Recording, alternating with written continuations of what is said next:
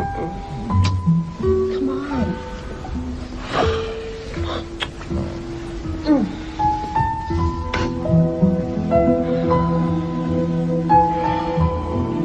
Come on. I'll go downstairs and make coffee. You jump in the shower. Okay? What time is it? 3:30.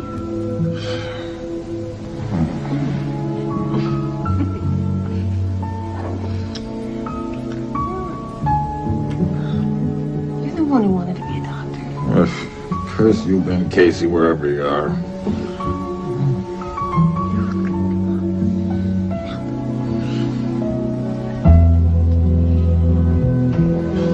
Paul, get up.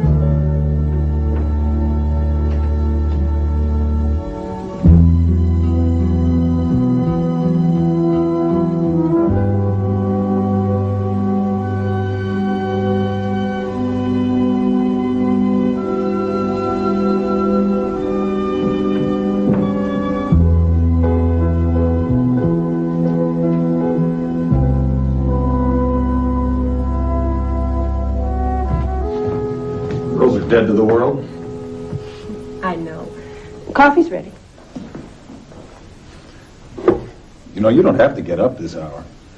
I'd get coffee at the hospital. Nothing out of a vending machine is good for you. I love doing. I love you doing it. Good morning. Good morning. Besides, I had to get up early anyway to finish my designs for the drapery fabrics. They have to be in the mail this morning, and I still have 2 left to do. You want to meet me for lunch? I have an idea I want to talk over with you. It's important. What? Later. You bring the sandwiches? Sure. Bean sprouts and avocado for me. I'll see you at the usual place. And give the little people my love when they wake up. What about eggs? Oh, I can't. I've got to pick up something at my apartment. Bye. Bye.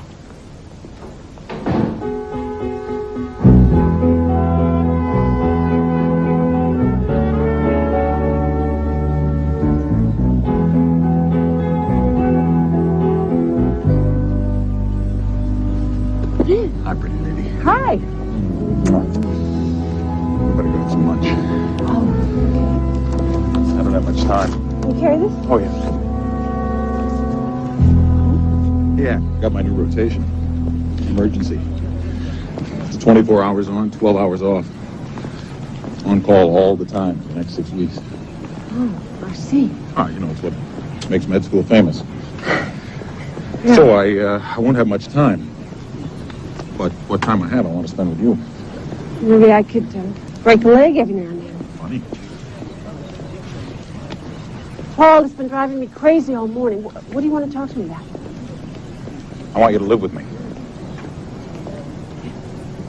You're not serious. I am serious. But you have a bachelor apartment, and I have 2 daughters, and a house full of stuff. So we'll get a bigger apartment.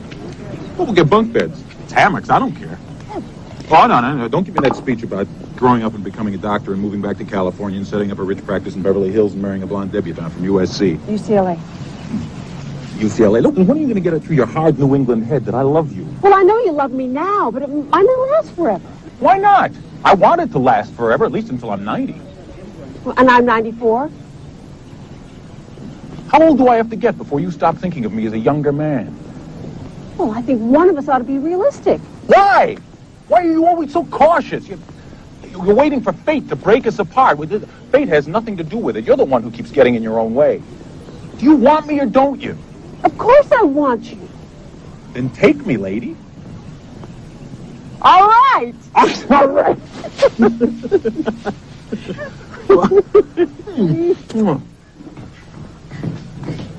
Hi, Mom. Hi, Mom. Hi. How was Indian Scouts? Okay. They taught them how to tell which side of the tree the moss grows on. That's great. Which side? The north side. Very good. Jane, thanks for picking him up. You're the perfect sister. Well, it's my pleasure. There's nobody I'd rather be with than these monsters. Can I paint too, Mom? No, honey, right now I have to finish this for a deadline. I got a commission. Wonderful. What's it going to be? Hopefully for sheets and pillowcases. Is Paul coming over tonight? Yeah, he should be here any time now. So why don't you two run upstairs and do your homework so you won't have to do it when he's here. Okay? Hi. Too late. He's here. Okay. Hi, Mom. Nice to meet you. Come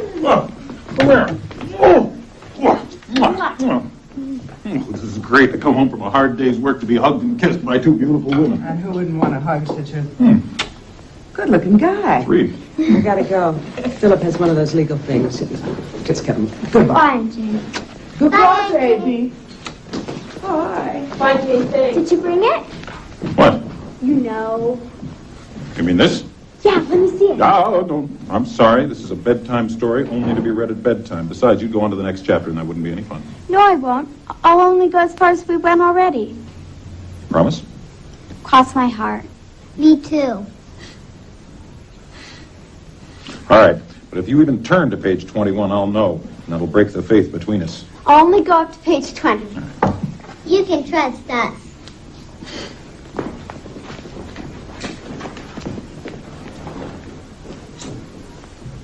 Mm-hmm. You're right. They're gonna love you living here. How's it going? Slow. I have to get all this in by Monday. Well, you got another job? Yeah. They love my stuff. Good. You keep working. I've got dinner already. Are you trying to make yourself indispensable? Yeah. How am I doing? Terrific. The children stood round the hole in a ring, looking at the creature they had found. It was worth looking at. Its eyes were on long horns like snails' eyes, and it could move them in and out like telescopes. Is it alien? No, wait and see. You didn't see that movie, did you? Shh, Mom. The story.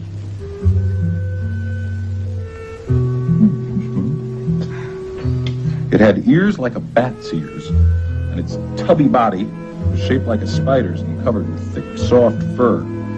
Its legs and arms were furry, too, and it had hands and feet like a monkey. What on earth is it? Jane said. Shall we take it home?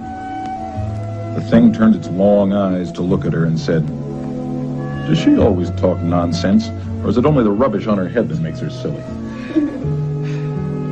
It looked scornfully at Jane's hat as it spoke. She doesn't mean to be silly, Anthea said gently.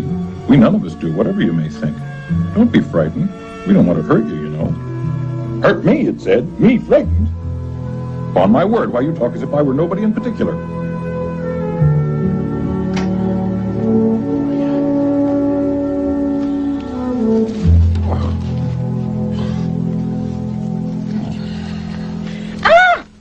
Your feet are freezing. Well, that's why I'm so lucky to have you. You're a great foot warmer. Have you ever heard of socks?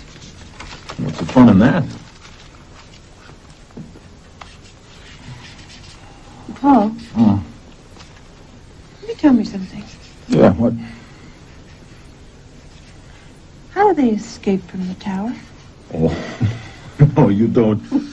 No, you gotta wait till tomorrow night, like everybody else. Oh, great. What's the point in being a grown-up person if you don't get special privileges? I don't know. Maybe there isn't any point. I will tell you that it all works out in the end. Thanks. You're welcome.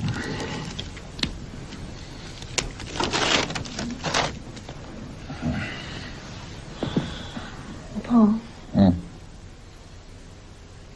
about our living together.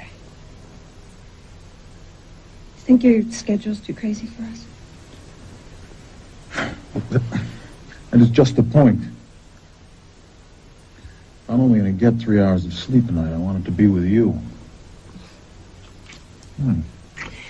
But living together is a commitment. I've never just lived with someone before. It's all new to me. Nice, but new. I want the girls to understand it. So do I. I'll tell them in the morning. Good. You tell them. Now, wait a minute. Mindy, put milk on your cereal. Milk is yucky.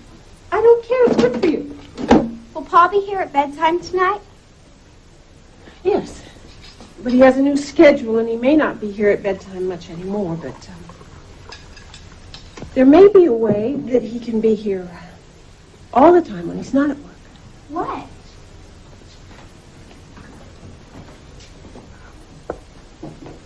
You both know how much Paul and I love each other.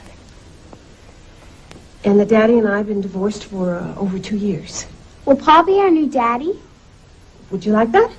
Yeah. Well, I don't want you to get mixed up. You do have a real daddy, too. We won't get mixed up. Lots of kids have 2 daddies. Carrie has 3. Well, we're not going to get married. I'm not real sure about that, but he would be able to live with us. Would you like that? Oh, sure. Then we could have stories all the time. And we could have 2 daddies. Okay. Now, you finish your cereal. I have work to do, and you're going to be late for school.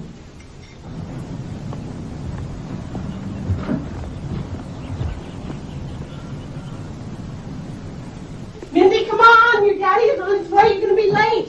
Hillary, I found your ribbon. Come on. I'll be there in a minute. Okay, come on, sweetheart. Hurry up. Watch your back. Oh, more books? Oh, you know how many years I've been in school? Retire your hair. I don't want to go to Dad's today. Honey, you always see your daddy on Sunday. That's the arrangement we made with the judge. I don't care. I want to help Paul You move. can help when you get back. What's this all about? Oh, wait a minute. Wait a minute. Look at yourself. 1 blue sock and 1 brown sock. Your daddy's on his way. Now hurry up and change your socks. He won't care. He won't even see him. Oh, wait a minute. Don't you care? No. Well, I care. Go. March quick.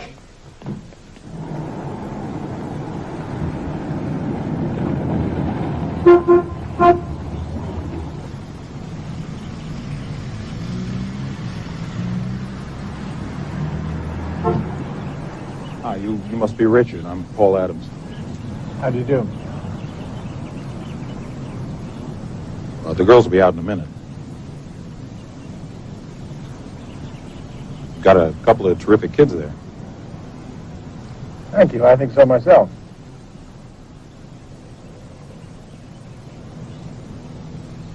Well,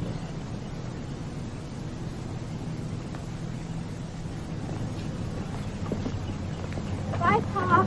bye, Hindi. Bye, Millery. That's not right.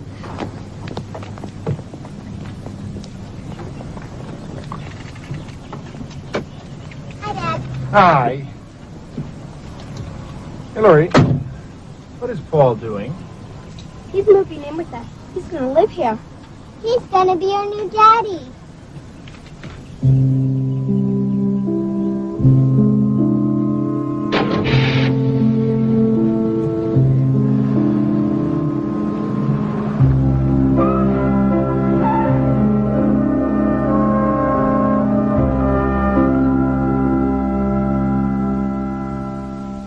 Prepare a place for you. I will come again and receive you unto myself.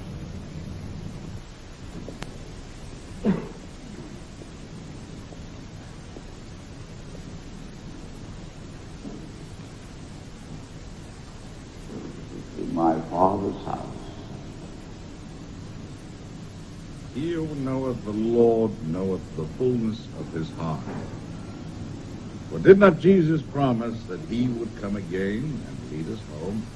He said, Yea, though I go to prepare a place for you, I will come again and receive you unto myself. That is his promise to us.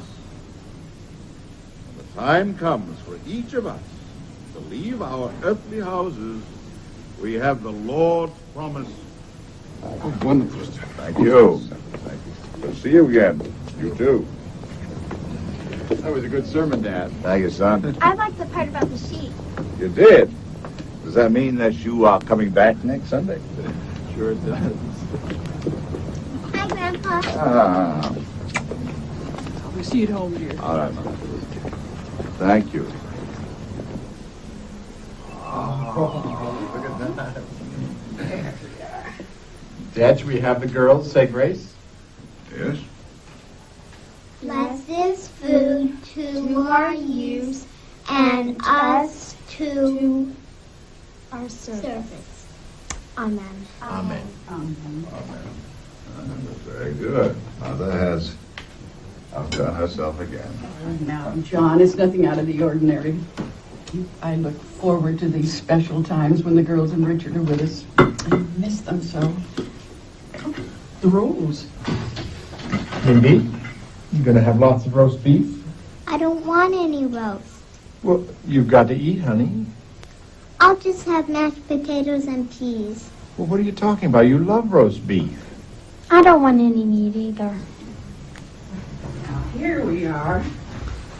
Now, what have we here? Have I overdone the roast beef? No, Mother. Everything is just fine. What's gotten into you two? I'm going to be a vegetarian like Paul. Who's Paul? He's living with us. He's going to be a doctor. Now we have two daddies.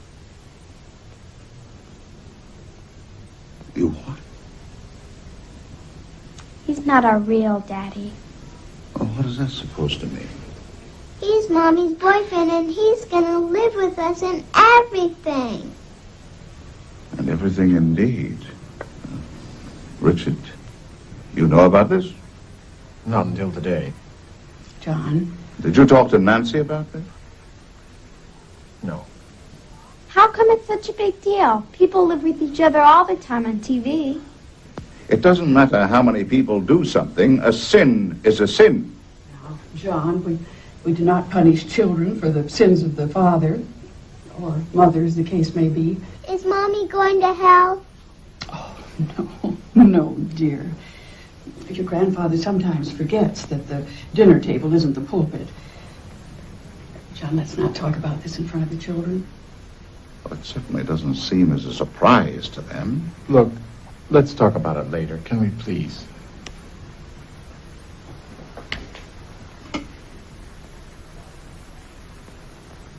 It's Nancy's life. She's the one making all the decisions. Those precious girls are your daughters.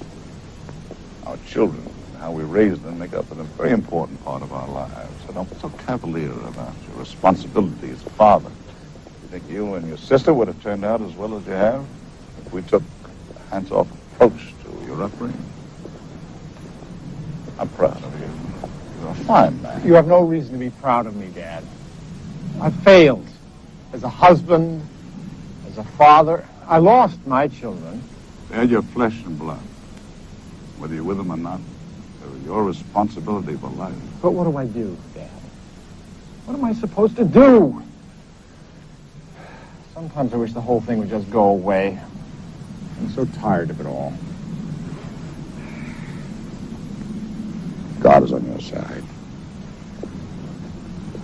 Pray for their guidance. You'll find an answer. This might very well be the most important thing you ever do for your children. You must talk to Nancy. Hey, we're back! Hi, Mom! Hi, how was your visit? Fine. Good. Where's Paul? He's at the hospital. Come on, go upstairs, take off your coats. That's too early! Upstairs, into your jammies. Goodbye. It's too early. Out. Be right up. Brush your teeth and don't forget to close the door.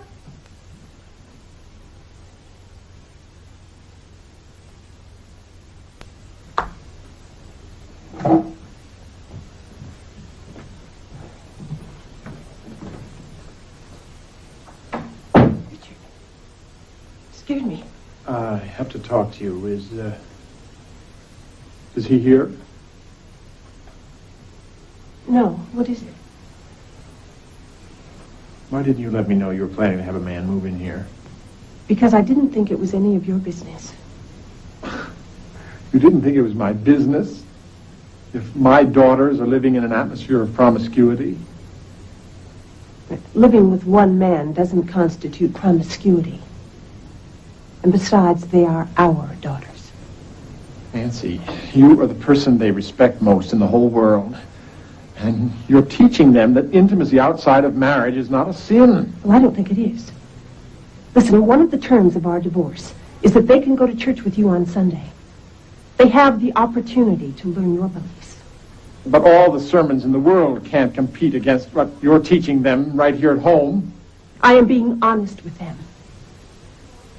I am doing what's right for me, and later on they can do exactly what's right for them. Look, if you deliberately choose to have relations with some man, that's your right and your choice, even if I don't approve. But what about their rights? They didn't choose to live with this man. I asked them. They wanted Paul to move in with them. But they're babies. They don't know what it means. I forbid you to flaunt this relationship in front of my children. You have no right to forbid me to do anything, Richard. Maybe not. But I do have some say over how my children are going to be raised. And I'm not going to give up that right.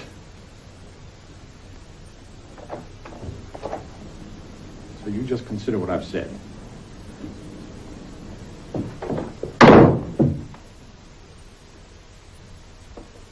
Mom, are you going to go to hell? No, sweetheart, I'm not. Grandpa said it was a sin for Pa to live here. Is that true, Mom? Why did Daddy yell at you?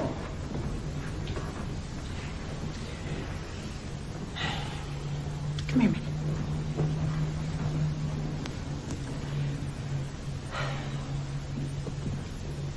This is kind of hard to explain, but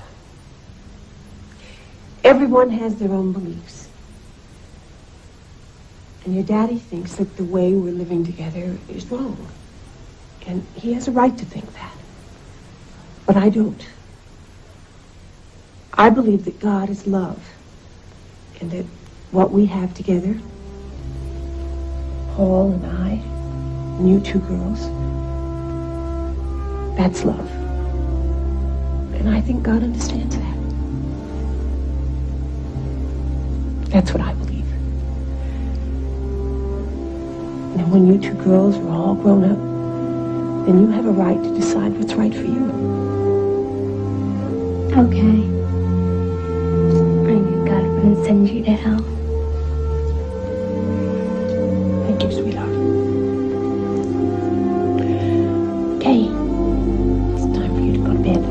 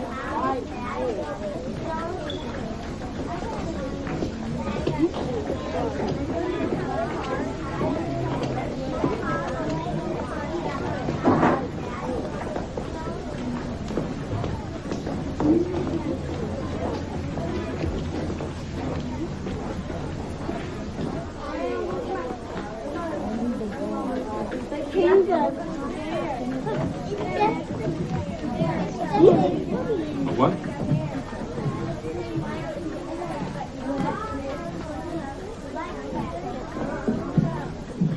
Oh, there's Daddy. Hi, Daddy. Hi, honey. What are you doing here? The girls invited me.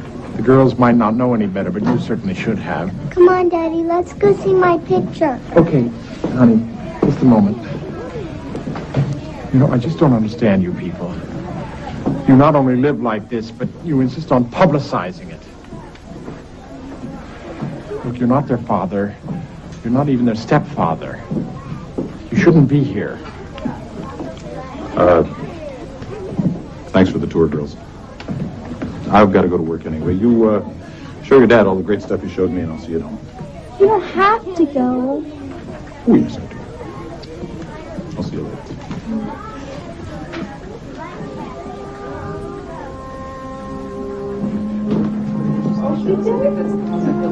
Wonderful. I've got to take off. I'll see you later. All right? Oh. It's okay. So long.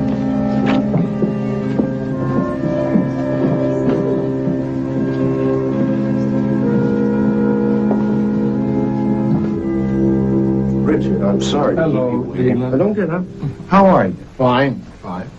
How long has it been? It's been about 2 years. Well, what can I do for you this time? I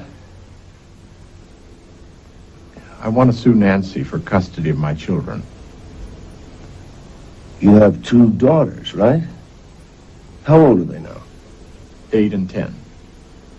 And what are the grounds? Moral. You contend that your ex-wife is an unfit mother? No, Nancy's not a bad mother. Not in most things. It's just in this one area. And that is? She's living with a man. I see. Can we prove harm to the girls? Well, moral harm, certainly. Well, suppose we do get halfway into this thing and she decides to marry the man, or he moves out, and you're $10,000 or $12,000 into litigation. What would you do? Drop it. So basically, it's not a question of whether or not the girls come to live with you. No. You see, I'm just concerned that they're brought up with at least some decent moral standards. I have to tell you, it's a long shot. The odds are overwhelmingly against it. You sure you wouldn't like to think it over? No, I'm sure. You just tell me what I need to do. Ma, help me with this. I can't do it. Hey, that's great. Where'd you get that sock? It's Paul's. Well, does he know that you're cutting up his socks to make doll sweaters? He won't care. I'm sure you left him the other one, right?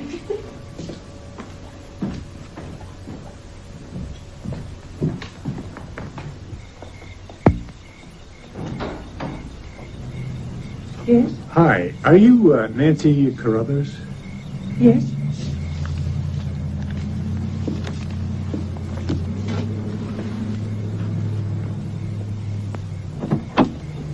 Hey, wait a minute!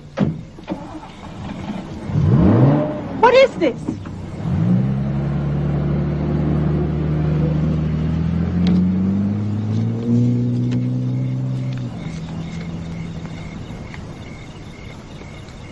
Whereas you are hereby summoned and required to serve upon the plaintiff's attorney a copy of your answer to the complaint for custody of the children, which is herewith served upon you.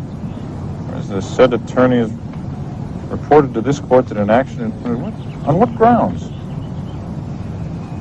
It's there someplace. I think the phrase is an atmosphere of immorality which is unhealthy to the children. An immoral atmosphere which is unhealthy for the children? Can't possibly believe anyone will buy that. Oh, he's jealous. He just wants to harass you. Richard doesn't operate like that. Paul, can he do it? Can he take the girls away from me? I don't know. Sure looks like he's going to try.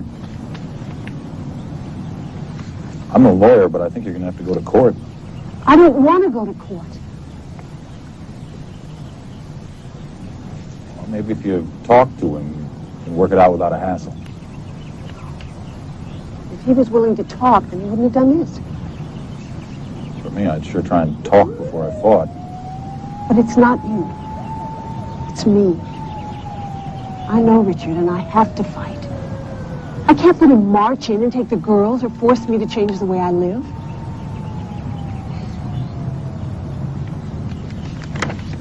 I don't understand why you married him.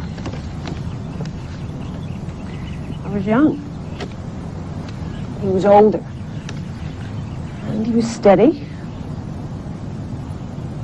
He also was the only man I knew who wasn't a Beatles fan. Great reason for marrying. I thought that made him an individualist. Also, he was very idealistic. He always was saying that he wanted to make the world a better place to live. And back then, someone with a sense of value was very attractive. Couldn't you see what you were getting into?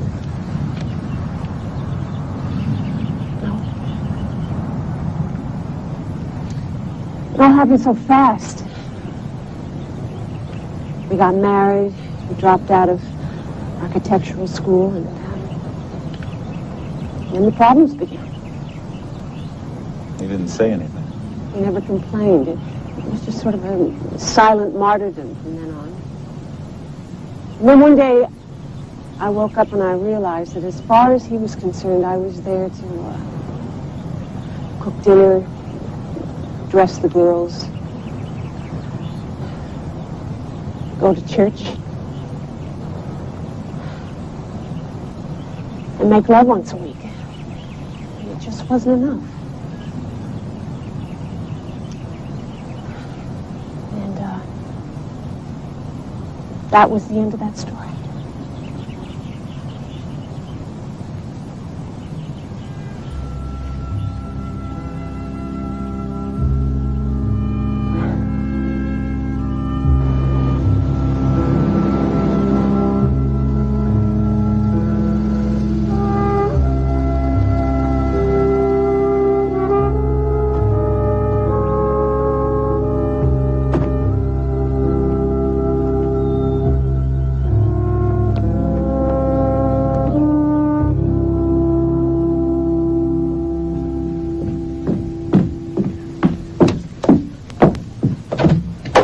Good morning. Hi.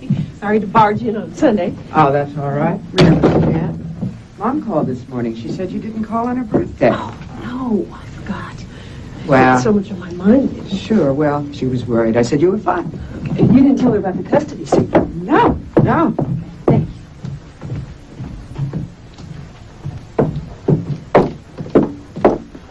You feel like a cup of coffee? No, thanks. Hi. Hi. Well, I hate to interrupt. That's okay. They'll keep. It's the whole point of collecting those things anyway. Did you bring my summons? Yes.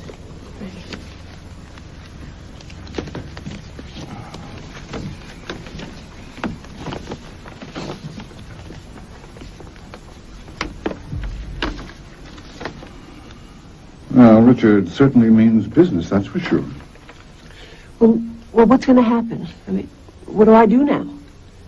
Well, if you go to court and win, nothing changes. You retain custody of the children. But if you lose, Richard is awarded custody and the girls have to go live with him. Do you think I'm going to lose? No, I think you'll probably win. I can't believe that a court in this day and age would declare you unfit simply because you're living with the guy. But, well, I have lost cases that I ought to have won, and I've won cases that I ought to have lost. I mean, you can't really tell what's really going to happen until it's all over. Well, that's terrific. It really says a great deal for our legal system, doesn't it? But in the meantime, what does Nancy do? Well, she has several options. I mean, she could try to work this out with Richard. She could get a lawyer and fight it out in court. She could ask Paul to move out, or she could even marry Paul. What right does he have to tell me how to live my life? Because he's the father of your children. Are you on my side or what? I don't think that it's a question of size. I think he's simply trying to show you the alternatives.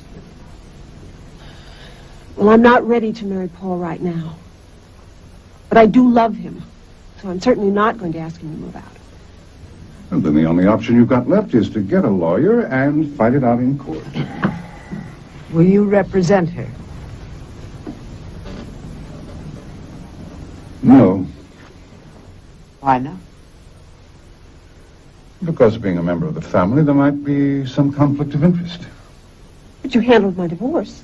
That's right, but that was pretty straightforward. It was uncontested. This could turn out to be pretty messy. And it wouldn't be good for your career. No, it's not that. Matter of fact, it might be great for my career. Then what is the real reason? I don't approve of what you're doing, Nancy. It's as simple as that. You think it's wrong that I'm living with Paul? No, I think it's wrong for you to risk losing your children so that you can live with them. I don't think it's responsible of you to gamble with their future. Well, you said I'd win. I said probably. It's still a gamble. I mean, given our system, there's no guarantee that you're not going to get a moralistic, conservative judge. I think I already have. I'm not judging you. The hell you're not. come on, you guys. That's enough. Now, stop it. Look, I'm not saying that the system is right, but it is still the system, and if you don't wake up to that, you're going to end up with a terrific case and no kids. Look, why don't you call Richard? He could use a lawyer just like you. Nancy, please, try to understand. I understand he's already tried and convicted me. Now, wait a minute, please. You know how much we wanted children. Well, he happens to think the children are the most important thing. So do I. I care about my children. And I have no intention of letting them go. But there's another issue at stake right now. I believe that a person has a right to live the way he or she chooses, just so it doesn't hurt anybody. And no judge or anybody else is going to tell me that I can't live with somebody that I love.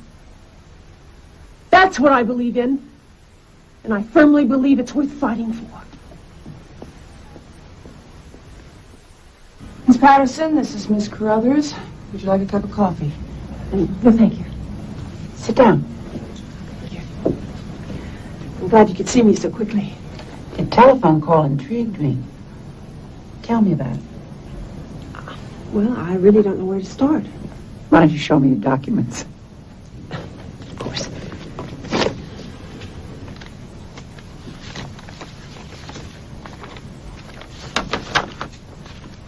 Atmosphere of immorality. Strange that someone would sue on this basis alone in this day and age. Are you sure there's nothing else? No. Do you drink? No. Do you do any drugs? No. Are you sleeping with anyone other than the man you live with? No. Kathy, could I have some more coffee, please? Do you hit your kids? No. Have you ever had a homosexual relationship? No, and I don't know what all this has to do with anything.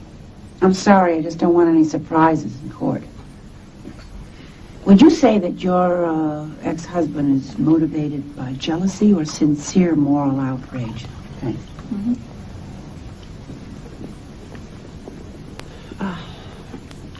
I think it's mostly a moral thing.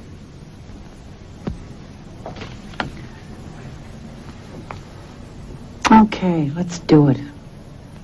I think this is going to have some interesting implications for women's rights.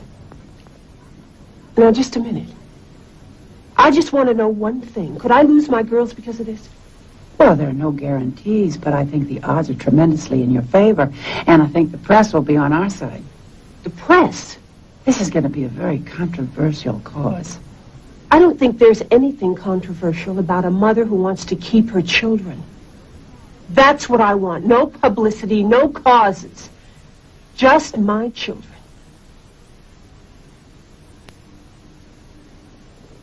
So let's just concentrate on that, please. Absolutely. Housekeeping. Call the operator. Housekeeping. Call the operator. Hey, how'd it go? You like the lady lawyer? She seems fine. She's efficient and frank, and she said the worst thing that could happen was that we got married. That's why you look like it's the end of the world. Or that you moved out. I vote for the former. Want some coffee? We're not voting on either one. Just trying to make my position clear. Don't worry, your position is very clear. Hey, don't let him get you down. This is Paul, remember? I'm on your side. I know, but you don't have as much at stake as I do. They're not your kids. Wait a minute. For the record, I know this is hard to believe, but I love your kids almost as much as I love you.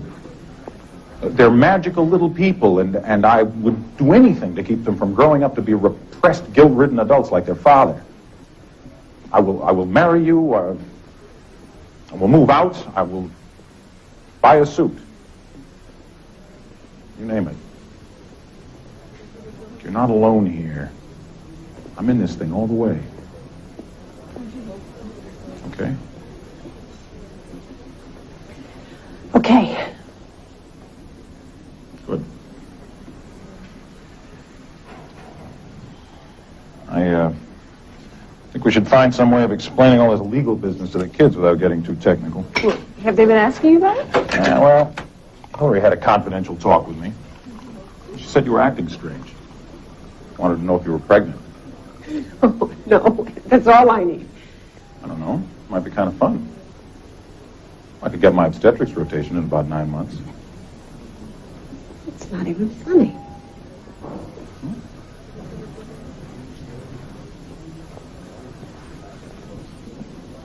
I have a better idea.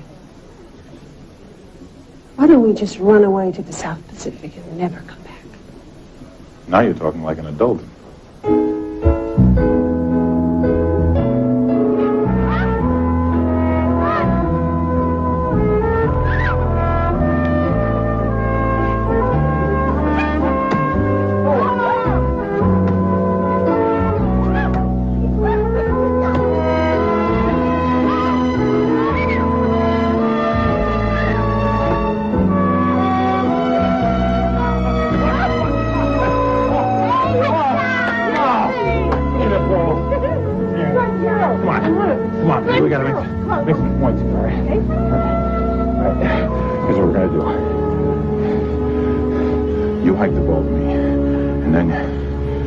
Past Mommy. When you get to Hilly, you turn around, and the ball will be there.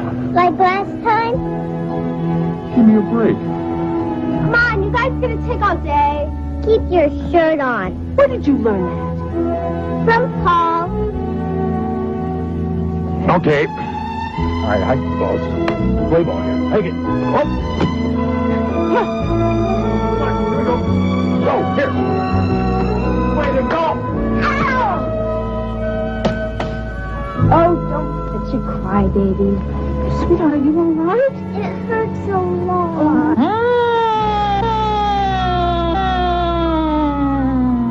Dr. Paul Adams, emergency service. What seems to be the problem? I think I fractured my arm. Fractured? This arm? Mm-hmm. Well, here, let me see. No, I think what you had was a close call, but there's no problem. You're going to be just fine. Really? Absolutely. Okay, let's play ball. All right. Wait. Time out. You want your mother to go to court tomorrow all bruised and battered? Are you going to have to go to jail? No, sweetheart. I'm going to stay right here with both of you. What is Daddy going to do? Well, Daddy's going to ask the court if the two of you can go live with him. I don't want to. Me either. That's why Mommy's going to court tomorrow. To ask the judge if the four of us can continue living the way we are. Paul, too?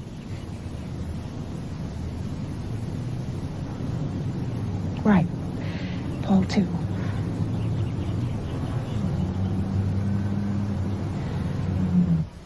Look, I know that it's wrong for them to live like that. I just don't think a trial is going to solve anything. My lawyer says that our case is slim at best, and besides, even if it goes our way, all that man has to do is marry Nancy or move out, and I lose. I lose the case and a great deal of money, too. You can't put a price on something like this, son, so don't let it eat away at you. There's just no turning back. But there might be some better way to handle it. Some way that would spare the children the embarrassment of this kind of trial. I wish there was another way, too, but there simply is not. If another road existed, believe you me, the Lord would have pointed you in that direction. Just realize there's probably many children in the same situation as yours. Look how much good you'll be doing by pursuing this. But not if I lose, Dad. And I'm so tired of losing. You will not lose. You will not.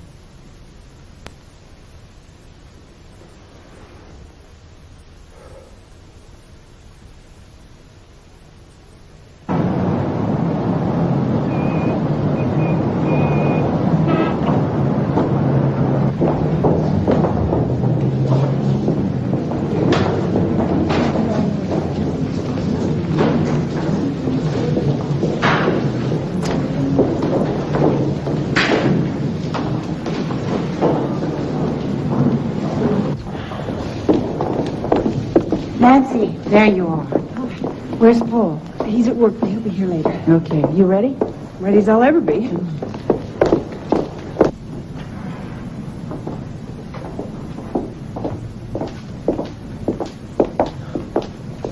Gee. Oh, thank you for being here. Good luck, good luck, good luck.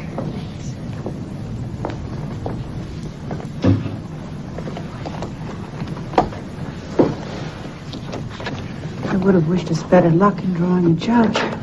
Why? I don't think he likes women much. All please rise.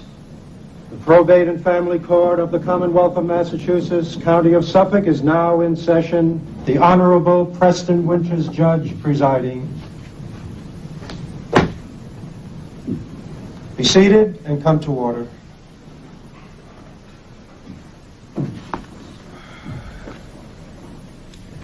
Well, the court has before it this morning the case of Carruthers versus Carruthers. Both parties ready? Yes, Your Honor. Yes, Your Honor. Very well. Counsel for the plaintiff, proceed. Thank you, Your Honor. I would like to begin by saying that it is not without just cause that we seek a change in custody.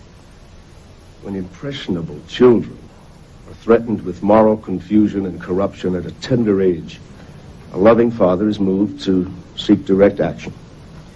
Your Honor, we intend to demonstrate that the cohabitation of Mrs. Carruthers with a student by the name of Paul Adams creates an atmosphere of immorality which is unhealthy for the children. There is a precedent for change of custody under such circumstances, and that case is still good law in this Commonwealth. We therefore request that the custody of the two minor children be removed from the mother and awarded to the father, Richard Carruthers. Ms. Patterson? Thank you, Your Honor. I'm aware of the precedent, but I contend that it is not applicable for reasons that will become apparent later. In this country today, it is no longer shocking for an unmarried couple to live together. In some states, they even have laws to protect cohabitants' rights. It's incredulous to think a court would deny a mother custody on that basis alone. May I remind the court that the burden of proof rests with the plaintiff to prove indisputably that my client is providing an immoral atmosphere that is unhealthy for her children. Unfortunately, our society puts a great deal of pressure on women to marry, or remarry in this case. A woman is not free to work at her job, raise her children, and live with the man she loves without being Ms. prosecuted. Patterson. The point. Yes, Your Honor. We intend to show that not only is the home situation wholesome and decent as it now stands, but that since Mr. Adams moved in, the children are happy, well-adjusted, and their schoolwork has improved. A change of custody would not be in their best interest. Mr. Crenshaw, your first witness. They've been very restless in church. I don't think they even listen to the sermons anymore. Are your daughters in the habit of going to church with you regularly? Every Sunday. Now, would you please tell the court about the conversation that occurred between you and the girls on the afternoon that Paul Adams moved into their home? Yes. We were having dinner, and one of them mentioned that a man was moving into the house with them. There was a bit of confusion about whether or not he would become their daddy, since he was not married to their mother. Now, did you sense that there may have been a deeper confusion going on? Yes, I did. I was afraid that their mother's behavior might undermine their whole framework of right and wrong. It seems to me that a mother's example in the home can outweigh a whole lot of good sermons. Thank you. No more questions. Your witness, Miss Patterson. Mr. Carruthers, how did you learn that Mr. Adams was moving into your house? Well, I saw him moving in. Had you ever seen him before that day? No. Did you see any kind of interaction between Mr. Adams and your daughters? Interaction? Did they say anything to one another? Yes, I think so. They said goodbye to each other, I think. Did they seem to be on friendly or even affectionate terms with each other? Objection. Your Honor, I'm attempting to demonstrate that the plaintiff has brought suit based on jealousy, bitterness, possibly even vengeance, not with the children's best interests in the forefront of his mind. Overruled. I'll repeat the question. Mr. Carruthers, were your daughters on affectionate terms with Paul Adams? I don't know. It's hard to say. Well, in your opinion, did they like Paul Adams? Did they appear to be afraid of him? Were they cold to him? No, I suppose. I guess they liked him, but I don't think that has. Thank you. You've answered my question. Mr. Carruthers, who filed for divorce when you and your wife were separated? She did. Is it true that you didn't want the divorce? Yes.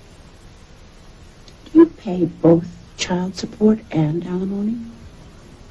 Pay child support, not alimony. Good.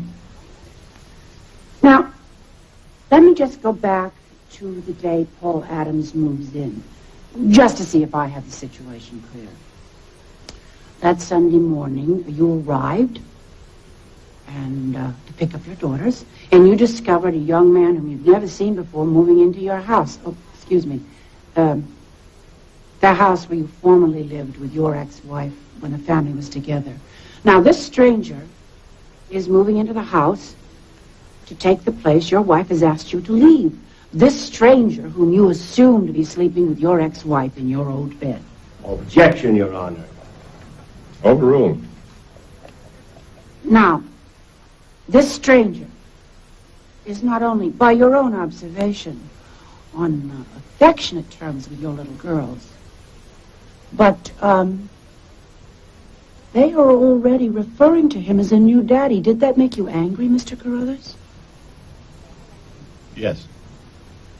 I ask you, Mr. Carruthers, if you can honestly tell this court that that anger was not motivated by hurt, jealousy.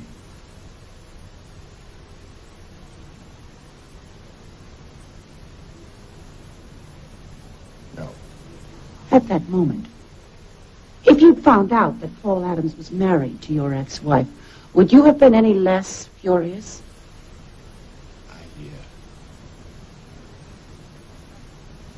I don't know. I put it to you that you were filled with anger and jealousy, and that you made the decision to fight for custody based more on your own emotional response than on any question of morality. Is that true? No. Thank you. No further questions.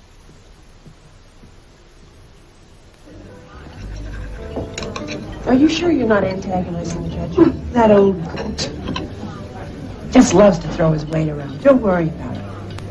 He may be crusty, but he generally hands down middle-of-the-road decisions, which in this case is in our favor. Oh, well, because in this kind of case, if you will win, no one will ever know, probably. But if you lose, you'll be all over the front pages of the tabloids. Oh, yeah, lady loses children over live-in lover. You'll be booked solid in all the daytime talk shows. Great. Please don't worry about it. My point is that Judge Winters hates the heat, doesn't like the press. So his decisions are generally don't rock the boat. I hope you're right. Personally, wouldn't mind a little coverage.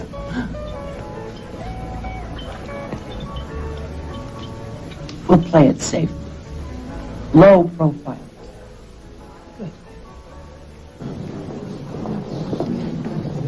Look, here they come. No. Is it true that you're willing to lose your children for the sake of Your children understand what's happening in this case. You think that your children really understand?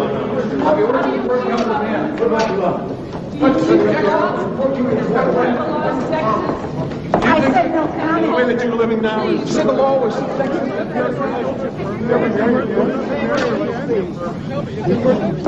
What are they doing here? I don't know. Somebody's been doing their homework. What hurt? I don't know. In my extensive studies in children's therapy, it's been demonstrated clearly that a major change in a child's basic system of values that occurs during the impressionable years of 7 through 11 can cause extensive stress, insecurity, and result in more serious psychological crises when the child reaches puberty. And what might some of these long-range effects be, in your opinion? Oh, delinquency, drug usage, suicide. It's difficult to say. Well, thank you, Dr. Holmes. Your witness. Dr. Holmes, have you ever met Melinda or Hillary Carruthers? No. No more questions, Your Honor. You may step down, Dr. Holmes. Do you have any further witnesses, Mr. Crenshaw? No, Your Honor. Not at this time. Very well. You may call your first witness, Miss Patterson. Your Honor, the defense plans to call the 2 minor children of the party as witnesses. Objection! Since it is the welfare of these 2 children that is at stake, we would like Your Honor to consider when we could arrange to put them on the stand. I'm well aware of what is at stake, Mr. Patterson. But before the children can testify, I will have to determine their competency because of their age. And that will be dealt with after you've introduced the other testimony you have to offer. It's now 4 o'clock. Court will recess until 9 o'clock Monday morning, at which time the defense may proceed to present its case.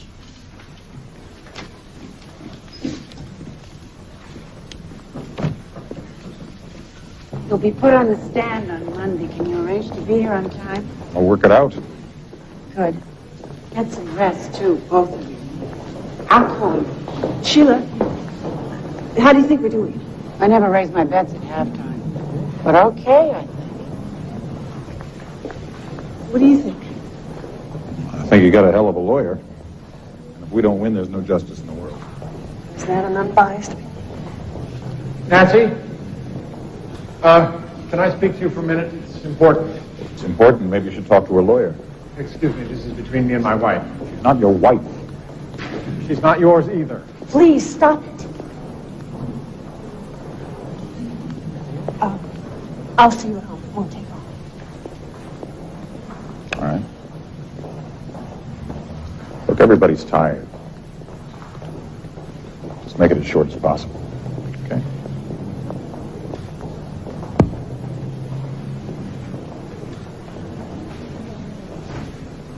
What is it?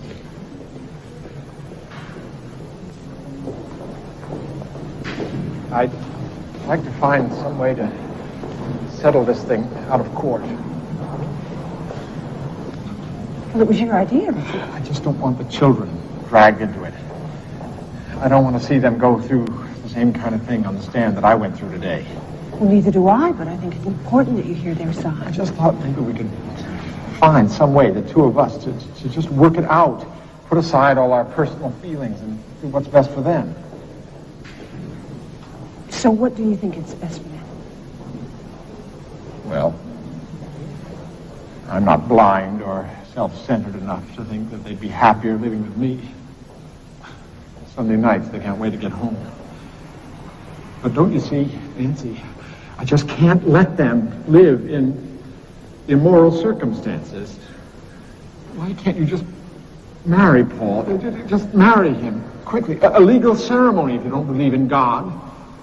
I've never stopped believing in Or God. why can't you at least have him move out of the house? You can keep on seeing him if you must, but not in front of the children. So that's the way you see it. I think it's fair. Well, I don't. Richard, this is my life now. And I'm going to live it the way I see fit. And if I ever decide to get married again, it will be because I choose to, not because I've been pressured into it. And as far as running around and sneaking in front of the girls, well, I wouldn't even consider it. I don't want those girls to learn anything except except how to be honest and open. All right. That's your choice. I made the offer.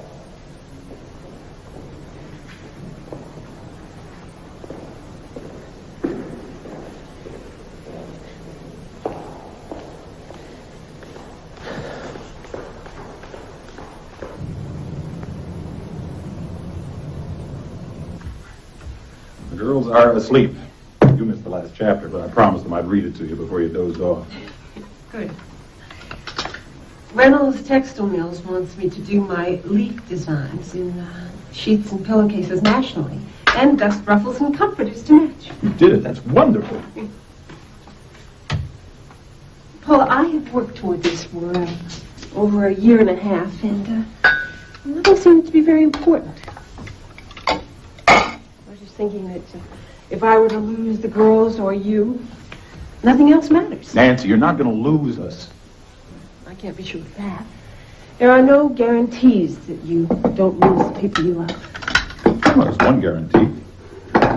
We can get married. Oh, come on, let's do it. Let's just blow old Richard out of the water. All right, cancel that. Let's do it for us. Paul, it's just not the right time. It's not the right reason. Not the right man. No. No, you are absolutely the right man. Well, the hesitation. What's so risky about marrying me? I mean, you have something very rare here, a genuine, faithful, one-woman man. I mean, if I were you, I'd grab me and never let me go. Paul, it's not you. You're the most wonderful thing that's happened to me outside of the girls. It's me. I just want to prove that I can make my own decisions, that I can make it. God, it sounds so cliche, but that's how I feel. I know that. Yeah, but I'm a new kind of man. I mean, if they write about me in Cosmo, you can marry me and still have all that. Sure. Sounds terrific now. But we'll get married, and a year from now, I'll be a housewife yelling at the kids. And you'll be a successful doctor, barely having time for us. We'll be arguing about credit cards and where to go on vacation. Well, I don't want that. I'm scared to death that it's going to go sour. I'm just afraid that I don't believe in getting married and living happily ever after anymore. I do. Yeah, you're young, and you've never been married. It's not my fault the woman I love won't marry me. Paul, please. Not now.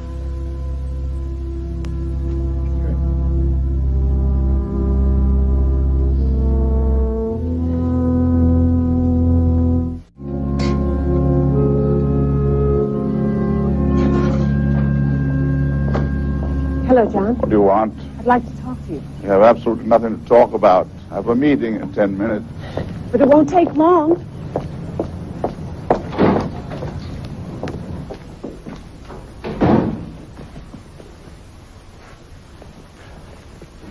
You seem to be forgetting that this custody business is between you and my son.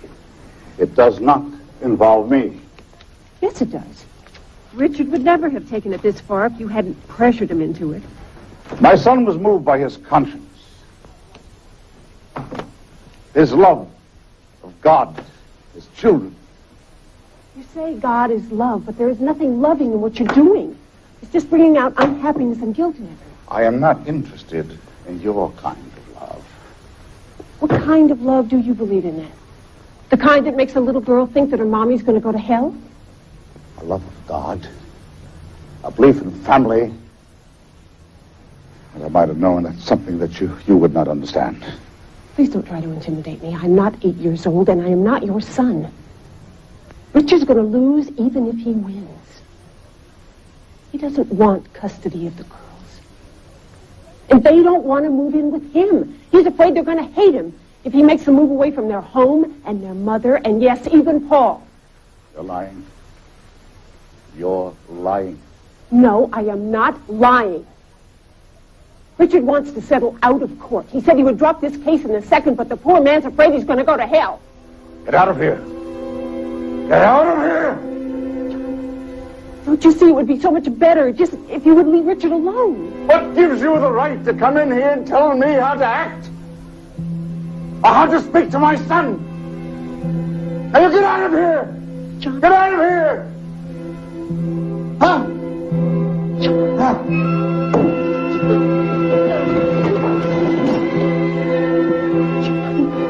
John?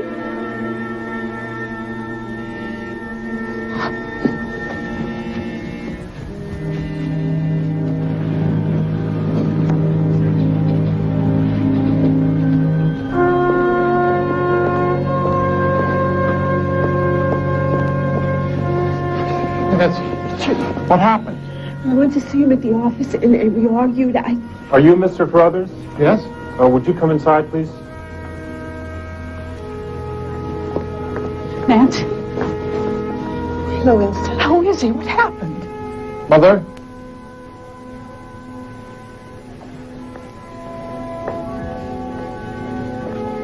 Mrs. Carruthers, come quickly, please.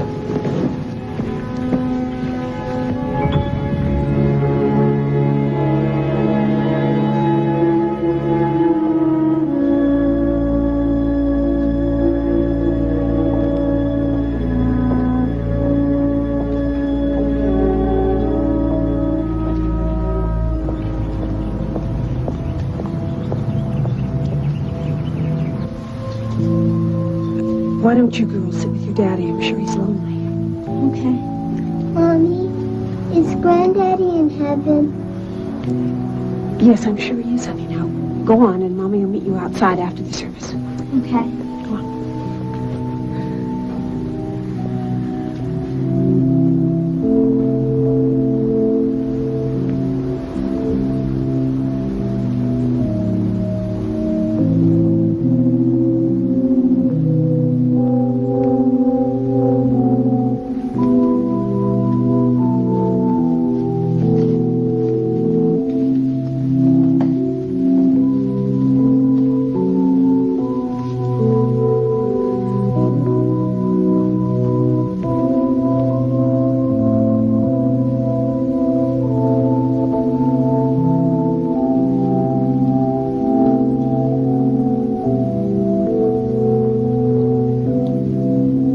And we now commit his soul to you, Lord, for safekeeping.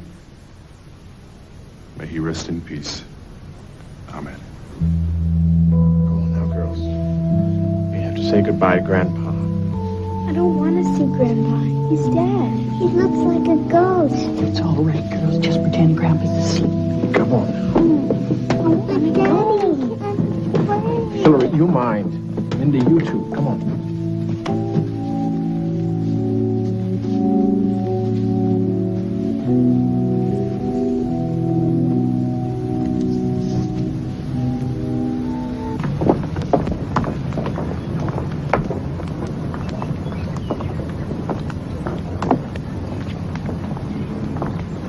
I don't want to go to the grave.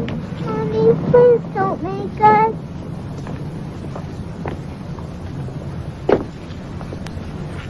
It's necessary, Nancy. It's part of the service. No, Richard, it is not necessary. He was their grandfather. We're going home. I don't understand you. Why are you doing this? You've taken my marriage, my home, my children, and now my father. You've taken everything. And I just sat back and let you do it. But not anymore. I'm going to fight you, Nancy. And I'm going to win.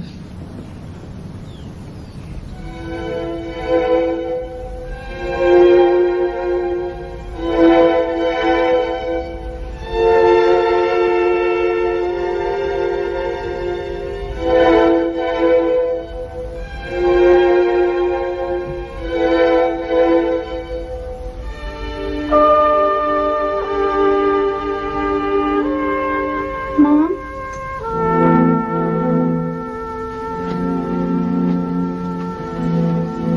Yes, sweetheart. Wish Granddaddy wasn't dead.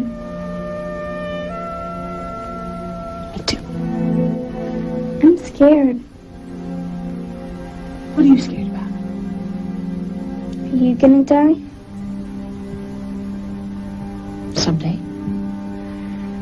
We're all gonna die someday. But I hope it isn't for a long, long time. Not until you and I are little old ladies with false teeth, okay? Okay. I'm gonna stay with you always. Till I have false teeth. I won't ever, ever go away. No. You won't ever, ever go away from me. Go to sleep now.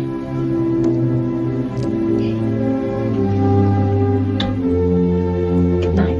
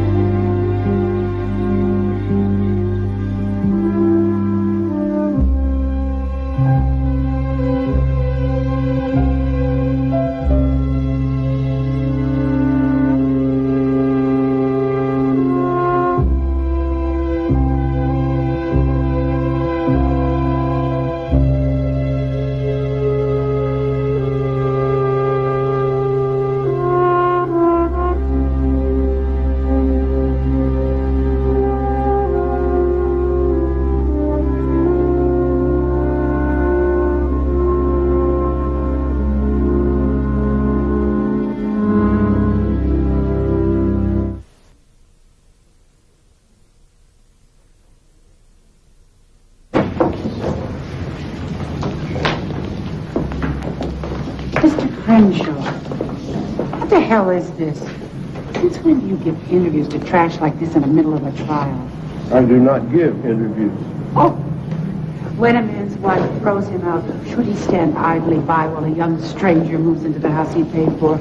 Should he stand by while this freeloader makes it with his wife when his young daughters are in the next room? How much is a man supposed to take? Asked the defendant's lawyer, Mr. Leland Crenshaw. I was misquoted, obviously. Oh! The judge recessed this case because of Reverend Carruthers' death. Not for you to spend time making a big hit in the papers. Oh, come off it. You're just angry because my version hit the stands first. I bet you can't wait to get your feminist propaganda on the 6 o'clock news. At least I'm using the press for my client's benefit, and not for some personal political gain that might lose my client as children. I'll see you in court, Ms. Patterson.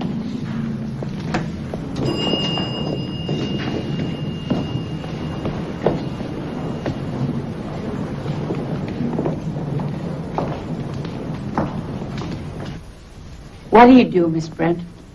I teach Hillary's class at school. Have you noticed any change in Hillary's attitude in the last few months? Yes, I have. There's been a marked improvement in her verbal skills. 3 months ago, she was slightly below the class average reading level. Now she's almost half a grade ahead. What might account for that kind of acceleration? Evidently, someone's been working with her. Do you have any idea who that might be? Yes, from what Hillary's told me, she's been doing a lot of extra reading with Paul Adams. Do you think that Hillary is a well-adjusted child? Yes, I think she's very well-adjusted. She gets along with her peers, and she seems to be very happy at home, especially in the last few weeks. In your opinion, has Hillary's improved attitude roughly coincided with Paul Adams moving into the home? Yes, it has. Thank you, Miss Brent. In your opinion, are you a good mother? Yes, I am. On what do you base that opinion? Well, I love my children, and I let them know. When something's bothering them, they feel free to ask me about it. They come first in my life. And if they're sick or they need me, I rearrange my schedule for them. I am a parent,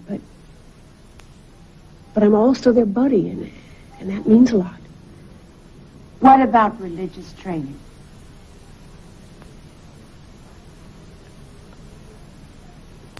They go to church every Sunday with their father. And how's discipline handled? There are rules. They have chores. And if they break a rule, then their privileges are taken away. But on the whole, they're very well-behaved girls. How would you describe their relationship with Paul Adams? Terrific. They love him. He loves them. He has a tremendous amount of patience, and he takes time to explain everything so that they understand. What do they do together? I think the greatest gift that he's given them is a love for books and reading. They used to be TV junkies, and Paul has gotten them all excited about books, and they hardly ever turn on television anymore. Thank you. Oh, one more question. If you had to leave town for a week, would you have any qualms about leaving the children entirely in Paul Adams' care? None whatsoever. Thank you.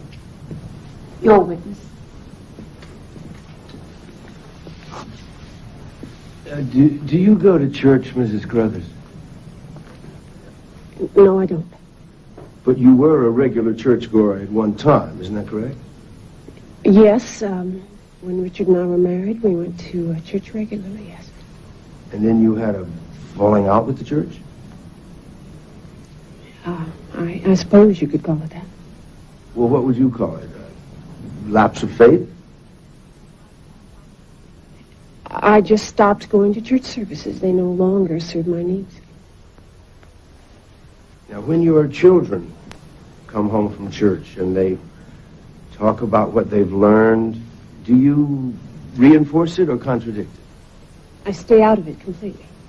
So you don't talk to them about anything in the areas of religion or morality or right and wrong? These are areas are not discussed, is that right? No. We definitely talk about what's right and wrong, only not in religious terms.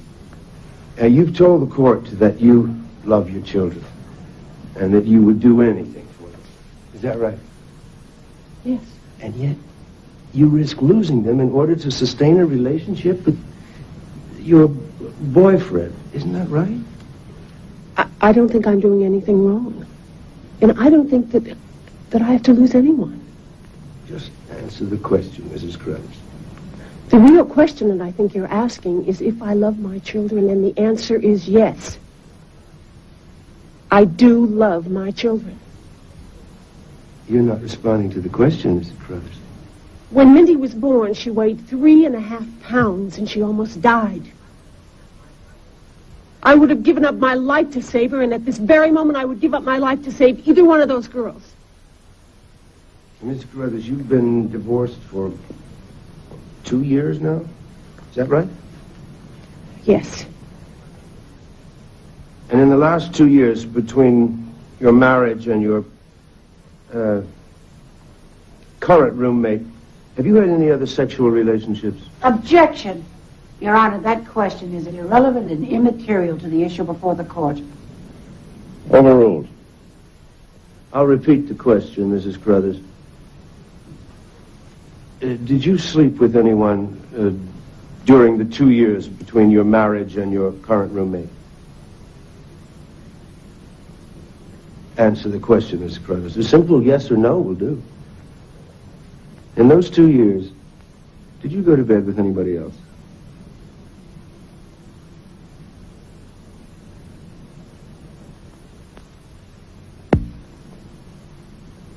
Yes. Thank you. No more questions. I have another question, Your Honor. Proceed. Mrs. Carruthers, how many times in that 2-year period did you go to bed with someone? Only once. Thank you. No further questions.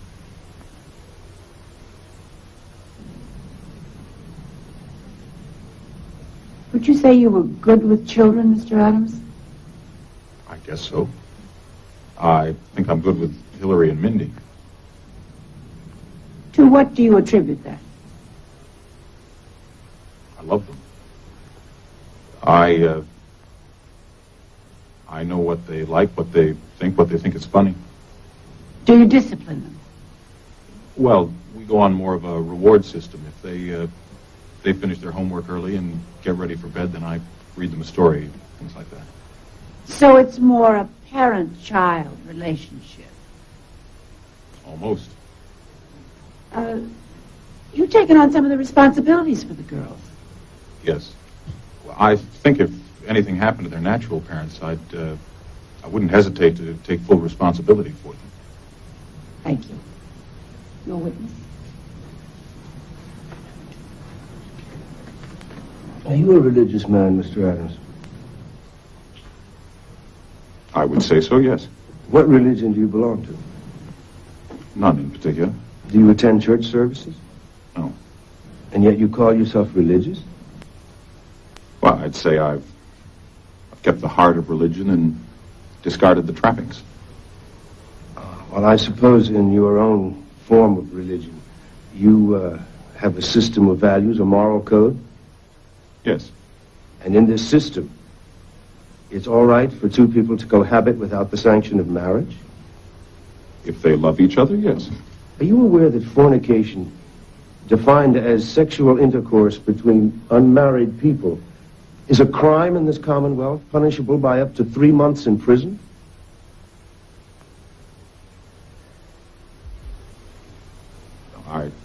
No, I didn't know that. Well, I assume you know it now. Would it be accurate to say that in your system of values, it's all right to break the law if you love somebody? That particular law, yes. I don't think there's anything wrong with two adults having a sexual relationship outside marriage. Do you teach Hillary and Melinda Carruthers that it's all right to break the law under certain emotion-dictated circumstances? No, I don't make that kind of decision for them. But you demonstrate by your behavior that it's a person's right to choose whether or not to obey the law. Is that right? No. I've never discussed this particular issue with them, but if I did, I would tell them that each person has a right to choose which laws coincide with her own values, and then act accordingly. That's what civil disobedience is all about. Oh, please confine your responses to direct answers to the questions.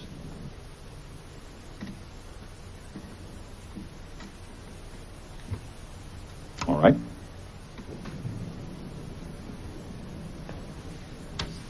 You said you're in the habit of reading the girls' bedtime stories. Is that right? Yes. After they're ready for bed, you said. Yes. In other words, while they're in their 90s. Pajamas, usually, yes.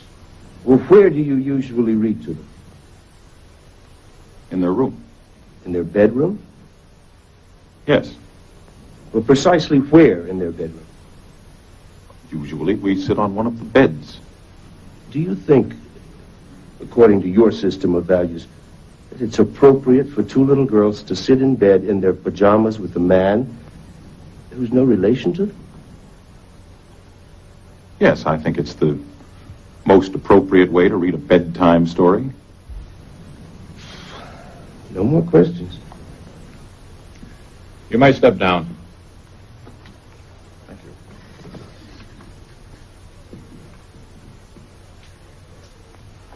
Any further witnesses other than the children? No, Your Honor. Well, I've given careful consideration as to whether or not the children should testify. And I've determined that it would be in their best interest to have them do so. Have them in the courtroom tomorrow morning at 9 o'clock, at which time the court will reconvene. The court will now recess at this time.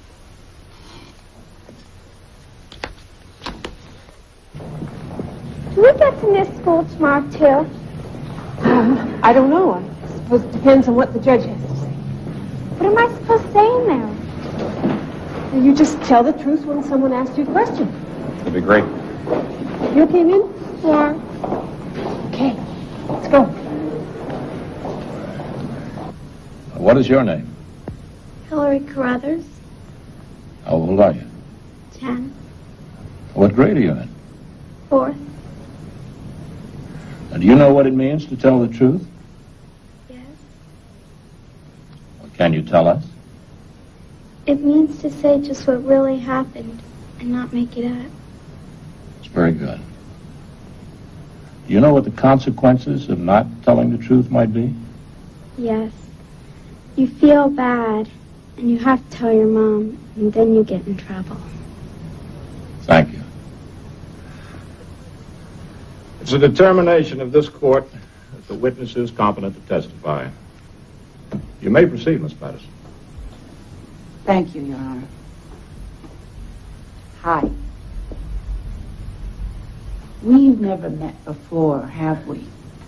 No, I don't think so. That's right. Don't be nervous. Tell me how you like living with Paul Adams. I like it a lot. Tell me about it. We have a lot of fun. Paul likes to play with us and read to us. And he talks to us just like we were real. Like you were real? Yeah, like we were regular people, not like little kids. You go see your dad on Sundays, right? Yes. Would you like to live with your dad all the time?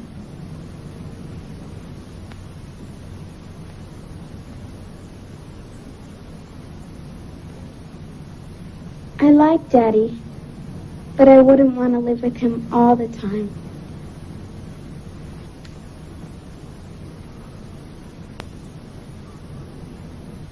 And aside from the fornication law, which I referred to earlier, this case is also governed by the 1946 case of Shearer versus Shearer, in which the woman lost custody of her two daughters, aged 6 and 11, because she was living with a man to whom she was not legally married.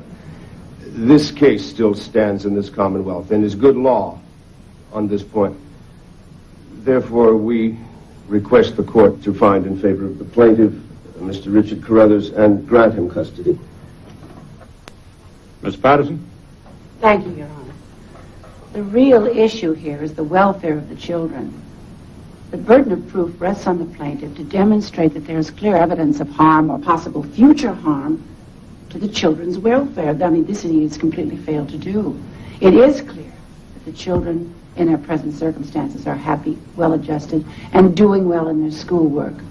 That the presence of Paul Adams is clearly a beneficial one, as witnessed by all parties involved, including the children's teachers. It seems very unjust to uproot these children from their home and completely disrupt their lives simply on the basis of a case that's 36 years old. We therefore ask the court to rule in favor of the defendant and let the children remain in the home under the custody of their mother. Does either counsel have anything further to submit to the court? Nothing further, Your Honor. We're happy to submit on the evidence, Your Honor. The court will recess now to make its decision. We will reconvene in 1 hour. Court is hereby recessed until 4 p.m. You sure? Yes, I'm sure. I just don't want him to be here when he makes his decision. Well, I don't think you should be alone either. I'll be all right. I just want him to be home. Well, I'll take the kids home, and I'll wait there till you get back. Paul should be with you. I don't want to go home. Don't argue. Just go with Aunt Jane, okay? Yeah, come on, you guys. Your mother's got a lot on her mind. Did I say something wrong to the judge? Oh, Minnow. Of course not. You were wonderful. Mommy's very proud of you. You too, Hilly. I'm proud of both of you. I'm just a little nervous right now, okay? You go home with Aunt Jane and Uncle Phil, okay? Kiss your mama goodbye. Okay. Let's Bye, go. Mom. Goodbye. So I just want to say that I think Sheila Patterson did a terrific job. And we've got some champagne in the fridge. When you get home, give me a ring. I'll bring it over. We'll celebrate, okay? Okay, very Thanks. Okay with you? Okay. Bye, honey.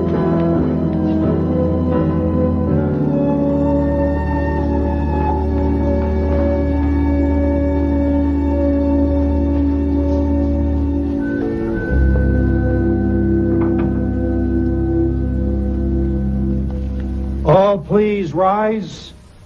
The Probate and Family Court of the Commonwealth of Massachusetts, County of Suffolk, is now in session. The Honorable Preston Winters, Judge, presiding. Be seated and come to order.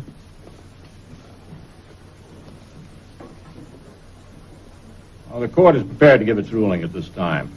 Now, the court is well aware of the case of Shura versus Shura. And in the court's opinion, that case is controlling in connection with the present facts. Now, simply because the case is 36 years old does not affect its applicability in the matters before this court. As a counsel for the plaintiff so aptly put it, the mother and her boyfriend are not married, and the consequent public scandal of their living under the same roof provides an atmosphere of immorality, which is unhealthy for the children. Therefore, it will be the order of the court that the custody of the two minor children, Hillary and Melinda Carruthers, which currently rests with the defendant, Nancy Carruthers, be revoked and awarded to the plaintiff, Richard Carruthers. No! Order.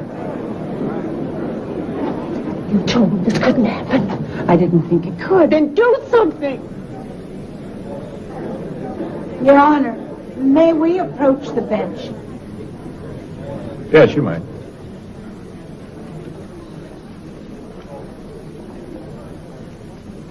I have a request to make, Your Honor.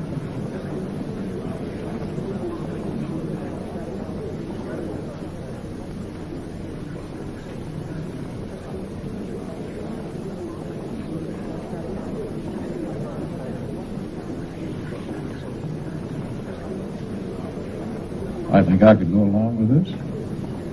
What about you, Mr. Crenshaw? Well, I'll have to talk to my client and see what he says, but personally, I'd be very amenable to the suggestion.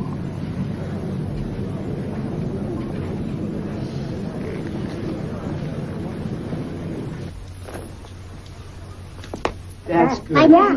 My time. That's good. Oh. You only get one chance. No, yeah. I have my own rules. No. You guys play by your own rules.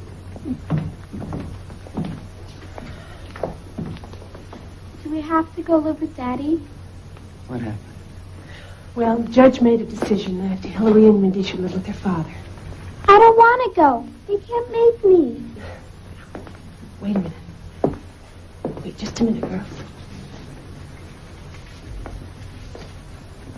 Sheila asked the judge if he could wait until tomorrow before making his final order. So we could talk about a few things. What does that mean? Well, he said I can keep the girls if Paul moves out or if we get married.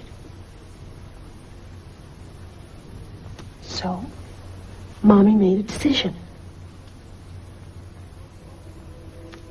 I realized I've been thinking about me and not enough about us. And I know you're the most important thing in the world to me. I love you. And I need you. Everyone needs someone. And I don't want to be alone.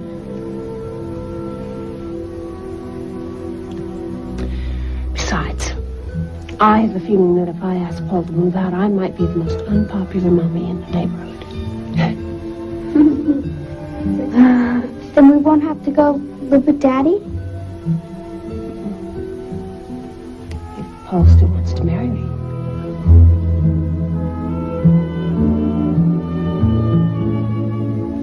You bet I do, lady.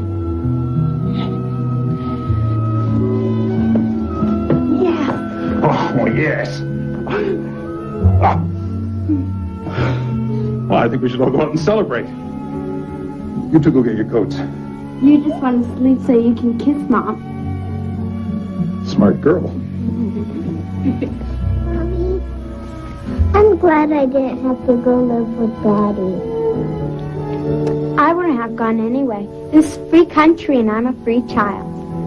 Me too. Okay. Come on, ladies. Let's call Uncle Phil.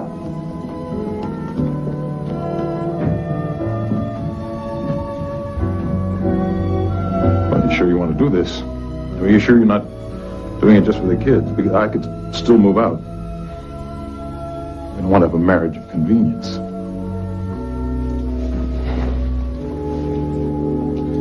Of course, I'm sure. Suppose I should have done this a month ago. We talked about this a month ago. No, I know. I had to fight for what I believed in.